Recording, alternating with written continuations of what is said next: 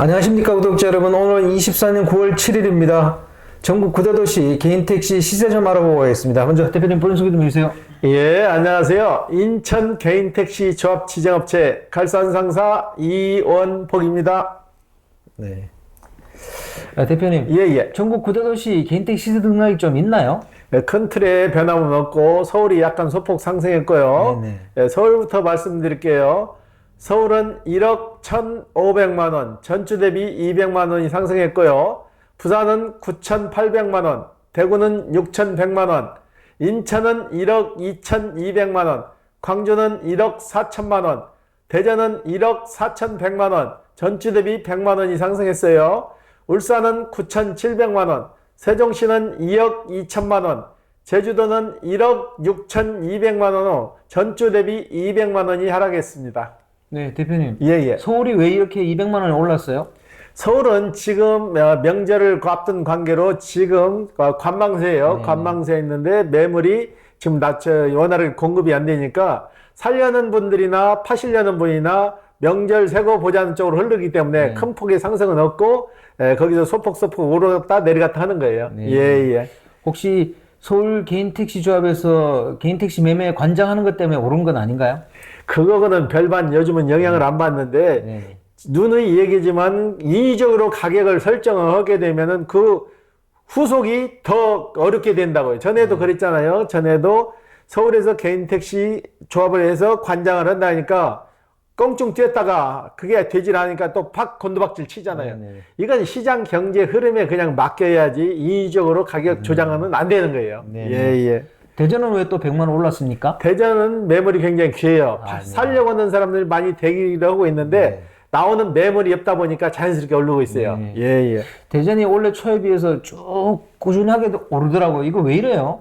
대전이나 광주나 그동안은 적정선에 딱 묶여 있는데 네네.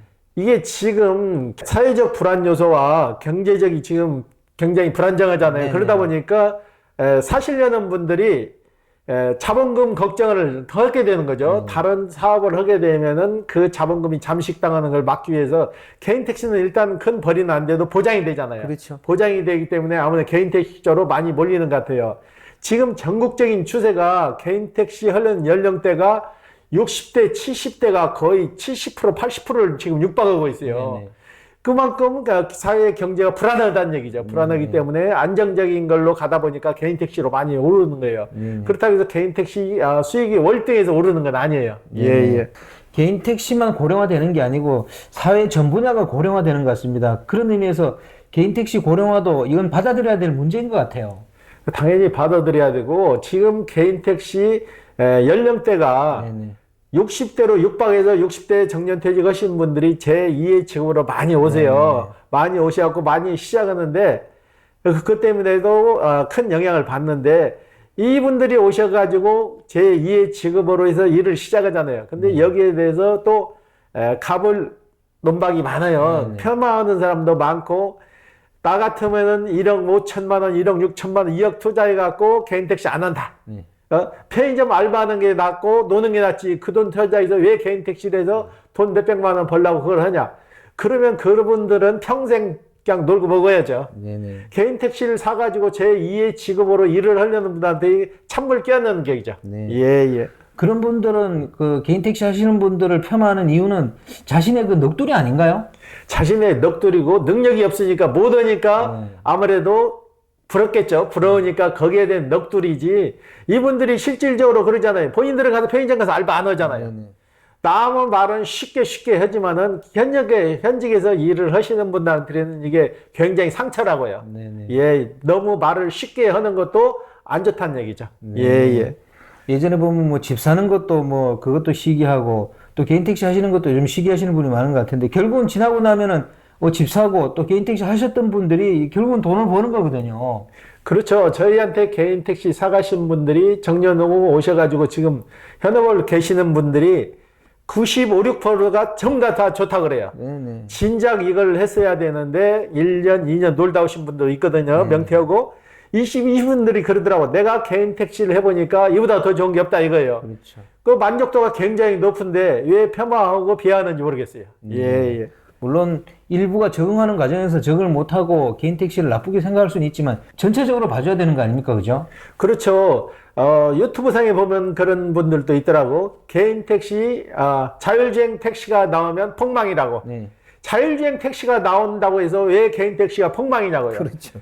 모르는 분은 가만히 계시면은, 모르면 중간이라도 간단 말 있잖아요. 모르면 가만히 있으면 되는데, 본인들이 가지고 있지 않은 지식을 가지고 그렇게 함부로 댓글을 달고 그러면은 그것도 문제라는 거죠. 자율주행 택시가 나오는데 왜 기존 택시가 폭망이냐고요. 그리고 자율주행 택시는 40년, 50년 후의 얘기지, 그걸 번호 땡겨서 걱정을 하고 폭망이라고 한다는 것은 그게 모순된 거죠. 그리고 자율주행 택시가 나와가지고 정착을 하게 된다 하더라도 기존의 택시 면허 사업권은 개인 택시 하신 분들이 갖고 있는 거지, 이걸 정부에서 하거나 제조사, 현대나 기아차에서 이걸 운행하는 건 아니에요. 그렇죠. 개인 택시 하신 분들이 우선권이 있는 거지, 하늘에서 뚝 떨어진 사람들이 절대 할 수 없는 얘기라고요. 네네. 예. 제가 볼 때도 자율주행차가 나오면 일반 승용차가 승객을 이동시키는 걸 못 하거든요. 그러면 면허권이 있는 개인 택시만 승객을 이동시키는 그거 할 수 있기 때문에 결국은 자율주행 택시가 나오면 운전이 편해지든가 아니면 운전 안 하고 그냥 아침에 일어나서 수입만 보면 되는 그런 구조로 갈 것 같습니다. 여기에 대해서 대표님 어떻게 생각하세요? 지금 자율주행 택시가 중국에서는 지금 네. 운행을 하고 있잖아요. 운행을 하고 있는데 중국에 빗대서 우리나라도 금방 될 거니까 네. 폭망이라고 자꾸 얘기하는데, 중국은 사회 구조가 틀리잖아요. 거기는 사회주의 국가잖아요. 우리나라는 민주공화국이고, 네. 미국 같은 선진국도 자율주행 택시가 지금 주행을 못해요. 시범 단계지. 자율주행 택시가 자리 잡으려면은 도로 여건도 개선이 돼야 되는 거예요. 네. 곳곳에 자율주행 택시가 운영할 수 있게끔 장치가 돼서 운행되는 거지, 막연하게 자율주행 택시가 들어와가지고 금방 개인 택시 하시는 분한테 피해를 준다는 쪽으로 얘기하는데, 절대 이것은 바로 되지도 않고 40년, 50년 뒤의 얘기예요. 네. 예. 그러니까 자율주행 택시 이꼬르 무인 택시 이런 식으로 생각하시더라고요. 근데 실질적으로 보면 서울도 자율주행 버스 그거 타보면 운전하시는 분이 앉아 있잖아요. 그러면요, 자율주행 택시라고 해서 자율주행 택시 스스로 움직이는 게 아니에요. 네네. 안전관리자가 선탑을 해서 움직이는 시스템이지 그냥 움직이는 건 아니라고요. 예. 지금 도로교통법에도 어린이 보호구역에서는 자율주행차를 하더라도 수동 조작을 해야 되거든요. 그렇죠. 결국은 사람이 타고 안전관리를 해야 된다는 얘기예요, 이게요. 그리고 지금 바로 당장의 문제가 아니고 네네. 40년, 50년 뒤에 일어날 거를 미리 걱정해서 하게 되면, 지금 그걸 걱정을 하시고 면 아무 일도 못 하는 거예요. 내가 어떤 사업을 하든 간에 미리 걱정해서 그 사업 망할 수 있어, 그럼 하지 말아야면 평생 삶 못 하는 거죠. 네네. 예. 그런 자율주행차 얘기가 나오니까 기존에 개인 택시 하시는 분들이 좀 불안해한다는 얘기가 있습니다. 이거 사실이에요? 예, 저한테도 제 카톡으로 연락이 와가지고 저하고 문자를 주고받았는데, 네네. 그분도 그러는 거예요. 택시를 준비하시는 분인데 자율주행 택시가 나오면 폭망이라고 하는데, 그 캡처를 해서 저한테 보내왔어요. 그래서 제가 거기에 대해서 답변을 했는데, 자율주행 택시는 언젠가는 도입은 되겠지만 현 시점은 아닙니다. 우리 사장님 연령대가 어떻게 되시는지 몰라도 우리 사장님 연령대에서는 이루어지지 않으니까 걱정 안 하셔도 될 겁니다. 그런 게 그분도 수긍을 하시더라고요. 예, 맞는 얘기 같은데 자꾸 유튜브 상에 자율주행 택시가 나오면 일반 개인 택시는 폭망이라고 하니까 거기에 대한 조바심 때문에 전화가 왔더라고요. 예. 그러니까 개인 택시를 나쁘게 보시는 분들의 심리는 뭘까요? 내가 접근할 수 없으니까 상대방도 접근하는 걸 좀 꺼리는 거죠. 개인 택시가 계속 오르다 보니까 개인 택시 가격이 지금은 억이 넘어야만 살 수 있잖아요. 네네. 억이라는 돈은 쉽게 마련해서 개인 택시를 살 수 있는 금액은 아니에요. 네네. 정년 퇴직하신 분들이 퇴직금이나 이거 다 모아가지고 이렇게 오셔서 하시는 분도 많지만은 대출로 하시는 분도 많다고. 네. 그러다 보니까 금액이 커지니까 아무래도 살 수 없는 분들의 넋두리라고 보는 거죠. 예. 구독자 여러분, 자율주행 택시가 도입된다고 하더라도 개인 택시 면허가 없어지거나 그러지는 않습니다. 왜냐하면 승용차를 가지고 승객을 이동시키기에 정부에서 놔둘 리가 없거든요. 그러니까 고로 개인 택시 면허 있는 분들이 승객을 태울 수 있기 때문에 개인 택시만 갖고 있으면 나중에 그 자율주행, 그러니까 사람이 없이 그 택시가 움직이는 시대가 온다 할지라도 그 면허권으로 인해서 개인 택시 면허를 가지고 있는 분들은 계속 수익을 얻을 수 있는 겁니다. 너무 걱정하실 필요 없습니다. 네, 대표님 또 본론으로 돌아가서 예, 예. 다음 주 개인 택시 시세 전망을 어떻게 보세요? 다음 주는 이제 추석 명절이 며칠 남지 않았잖아요. 네네. 추석 명절이 지나면서 소폭 그냥 상승해서 정상 궤도로 올라갈 것 같아요. 네네네. 지금 서울 같은 경우에도 1억 1,500선에 거래되고 있는데 지금 굉장히 관망세예요. 네. 살려분이나 팔려는 분들이나 지금 관망하고 있는데 명절이 지나면은 다 소폭 다시 상승할 거예요. 지금 인천 같은 경우에도 사는 분하고 파는 분하고 거의 맞아 떨어져서 이 금액대를 유지하고 있는데 전 도시가 수도권 9대도시뿐만 아니라 전 도시가 지금 다 상승세로 돌아섰거든요. 네. 명절이 되면 자연스럽게 좀 상승할 거예요. 네. 예, 예. 그러면 이번 주 거래량과 저번 주 거래량은 어떻던가요? 저번 주에는 세대 4대꼴 거래가 됐는데 네네. 이번 주에는 매물이 좀 많이 나왔어요. 매물이 팔러 오시는 분들이 동료분들이 같이 오셔가지고 2분, 3분 뭉쳐서 같이 오셔가지고 저희가 7대 정도를 매입했는데 7대가 다 나갔어요. 네. 예, 그러다 보니까 명절이 앞두다 보니까는 파시는 분이나 사시는 분이나 굉장히 관망세예요. 더 오르지 않을까, 더 내리지 않을까. 그것 때문에 오셔가지고 그래서 거래들 잘 되고 있어요. 예, 예. 이번 주 거래권 중에 기억에 남는 건이 있습니까? 예, 예. 이분은 서울에서 개인 택시를 9년 동안 하셨어요. 네네. 집은 인천인데 서울로 올라가서 개인 택시를 하셨는데 인천에서 서울까지 올라가는 그 공차거리가 좀 있잖아요. 그래가지고 불편해가지고 이제 인천 개인 택시를 갈아타는데 저희 유튜브를 보고 오신 서울 사장님이 계셨는데 이분은 군 생활을 오래 하시다가 서울 개인 택시를 이제 시작하게 되셨는데 그래서 직거래로 해서 제가 이제 연결해서 계약서를 쓰고 계약금을 주고받고 해서 성사가 됐어요. 네. 성사가 됐는데 이분은 이틀 있다가 저한테 전화가 오셔서 개인 택시 계약한 걸 파기하겠습니다. 그러더라고요. 그래서 어떤 무슨 일 때문에 파기를 하시려고 그러냐 그랬더만은 계약할 때 당시 1억 1,300만 원에 자기가 팔았는데 유튜브를 보니까 200만 원이 올랐더라 이거예요. 네네. 그러니까 200만 원 자기가 손해봤으니까 계약을 파기하게 됐다 그러더라고요. 그래서 제가 그 얘기를 했어요. 사장님, 계약서에 보시면은 계약을 파기하게 되면 계약금의 2배를 배상해야 됩니다. 그러니까 그런 법이 어딨냐 이거예요. 네. 이건 개인 택시뿐만 아니라 부동산이나 모든 거는 계약을 하게 되면은 일방적으로 파기를 하게 되면 계약금 2배를 배상을 해야 돼요. 그래서 내가 그 과정을 설명했더만 그분이 그러면 자기가 200만 원 손해봐야 되냐고 그러더라고. 그러면 0으로 해서 사장님 1억 300 하다가 1억으로 떨어졌을 때는 그러면 1,300만 원에 대한 손실률에 대해서 그러면 당신 사장님이 깎아주실까요? 그랬더만 아무서 얘기 않더라고. 네네.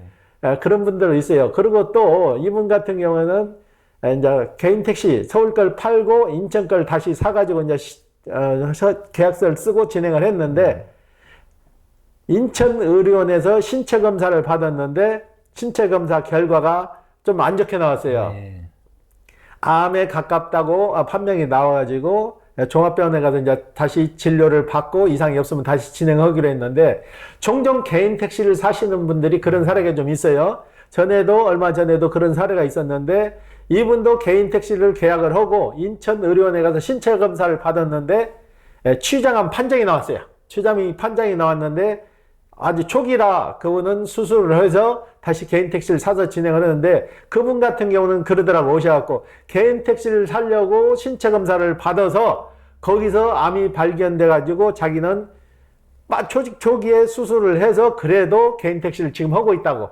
개인 택시를 하고 계시는 분이나 하시려는 분들은 건강검진을 가끔 받으셔가지고 건강을 챙기는 것도 도움이 되실 거예요. 예, 예. 네. 그런 분들은 개인 택시 하시려고 건강검진했다가 암을 발견한 경우는 좋은 거 아닌가요? 그렇죠. 만약에 그걸 안 했으면은 초기에서 중기 말기로 넘어가게 되면 수술도 안 되고 굉장히 생명에 지장을 받겠죠. 네네. 예, 예. 이제 마지막으로 대표님, 최근 뭐 다른 유튜브에서도 개인 택시를 뭐 안 좋게 보거나 부정적으로 보는 그런 게 많나 봐요. 거기에 대해서 불안해 하시는 분들에게 조언 좀 해주십시오. 개인 택시는 1인 1직업이고 개인이 소상공인이에요. 절대 이거는 폭망을 일었고 본인만 열심히 하게 되면은 노후가 보장되는 거예요. 이 난방값이 없어지는 것도 아니고 차가 달아서 없어지는 거 아니에요. 너무 걱정 안 하셔도 되고 자율주행 택시가 나온다 해서 이 면허권이 없어지는 거 아니고 폭망하지 절대 않습니다. 유튜브 상에 보면은 어떤 분이 유튜버가 그렇게 올려놨는데 자율주행 택시가 나오면 개인 택시 폭망이라고 하는데 이거는 모르고 하는 소리지 40년, 50년 후의 일을 지금 폭망이라고 하면 아무것도 하지 말아야 되죠. 네. 다른 직업도 마찬가지예요. 폭망할 수도 있고 이익을 남겨서 사는 사업도 있는데 이걸 일괄적으로 폭망이라고 한다면은 그건 맞지 않는 소리예요. 지금 개인 택시를 시작하시는 60대 분들 거의 주류를 이루고 있는데 저희한테 개인 택시를 사가시는 분 95% 이상이 굉장히 만족을 하세요. 5% 미만은 건강이 좀 안 좋아가지고 다시 팔려고 하시는 분도 있지만은 건강이 좋은 사람들은 다 만족을 하고 계세요. 그러니까 너무 걱정 안 하셔도 됩니다. 예. 네. 오늘 인터뷰 감사드립니다. 예. 네, 구독자 여러분, 오늘은 24년 9월 7일입니다. 개인 택시를 안 좋게 보시는 분들이 개인 택시를 부정적으로 이렇게 얘기하고 뭐 영상도 올리고 그런 것 같은데 저는 그렇게 보지 않습니다. 자율주행차가 나오더라도 개인 택시 면허 갖고 있는 분들은 계속 편하게 수익을 올릴 수 있으니까 그건 큰 문제가 되지 않는다고 생각합니다. 물론 개인 택시 하시려는 분들이나 하고 계신 분들 그거 결정은 뭐 각자가 해야 되는 거지만 그런 것 때문에 개인 택시 하시는 걸 망설인다는 거는 조금 너무 아닌 것 같고요. 개인 택시가 물론 열심히 일해서 돈을 벌어야 되는 그런 구조이기 때문에 열심히 일해서 돈을 벌겠다 그런 생각만 꾸준히 하고 계시면 될 것 같습니다. 혹시라도 만약에 무인 자율주행차가 나온다 그러면 개인 택시 면허를 갖고 있는 분들은 그냥 아침에 나와서 수입만 정산하고 차만 청소하면 될 것 같습니다. 그것 때문에 개인 택시 하는 걸 망설이거나 하시는 분들이 불안해할 필요는 없다고 생각합니다. 자, 호화제는 다음 주에 또 다른 주제로 구독자 여러분 찾아뵙겠습니다. 안녕히 계십시오. 호호아지였습니다.